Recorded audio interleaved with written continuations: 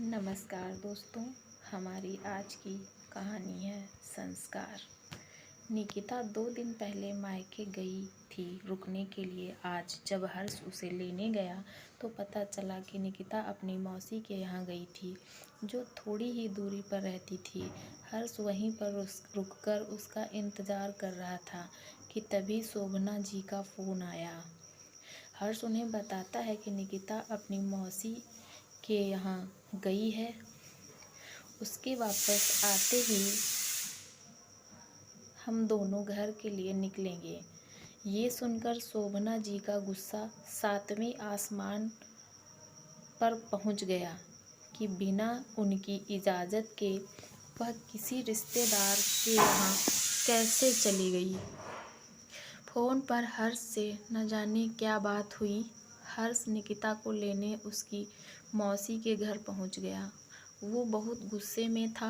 वहां जाकर वो निकिता को भला बुरा कहने लगा और बिना बताए मौसी के यहाँ आने के लिए डांटने लगा और तुरंत ही वहां से चलने को कहा। वहां उसको अचानक इस तरह आया देखकर सभी आश्चर्यचकित थे। सबने उसे समझाने की कोशिश की तो उनको भी अपशब्द कहने लगा। बेचारी निकिता के शर्म और अपमान के कारण आंसू नहीं रुक रहे थे। हर्ष उसे लेकर सीधे अपने घर गया था। हर्ष के व्यवहार से रोते हुए कब घर आ गई थी उसे पता ही नहीं चल पाया था। उस पर घर में कदम रखते ही शोभना जी ने उसे फटकारना शुरू कर दिया।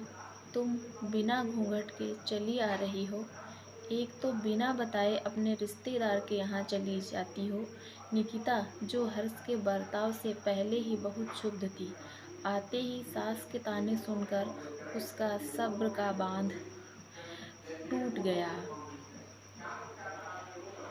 वह बड़ी विनम्रता के साथ बोली, मम्मी जी, मेरी माँ ने मुझे बहुत कुछ सिखाया है और ससुराल में कैसे रहना है आप सिखा ही रही हो, पर मुझे लगता है कि कुछ संस्कार आपको अपने बेटे को भी देने चाहिए थे।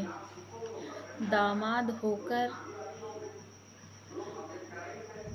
ससुराल में किसी के यहाँ बिन बुलाए न पहुँच जाएं और किसी का अपमान करने का अधिकार तो उन्हें बिल्कुल भी नहीं है, क्योंकि संस्कारों की ज़रूरत सिर्फ बहू को ही नहीं होती है। हर्ष ने निकिता से कहा, तुम माँ से बदतमीजी कर रही हो।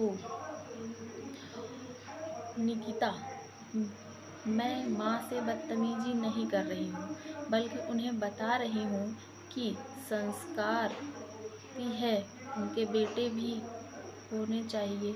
बहू को तो कैसे रहना चाहिए, ये बात तो मम्मी जी हमेशा बताती हैं, पर दामाद को ससुराल में कैसे व्यवहार करना चाहिए, ये बात शायद आपको बताना भूल गई। निकिता से ऐसे जवाब की दोनों को उम्मीद न थी।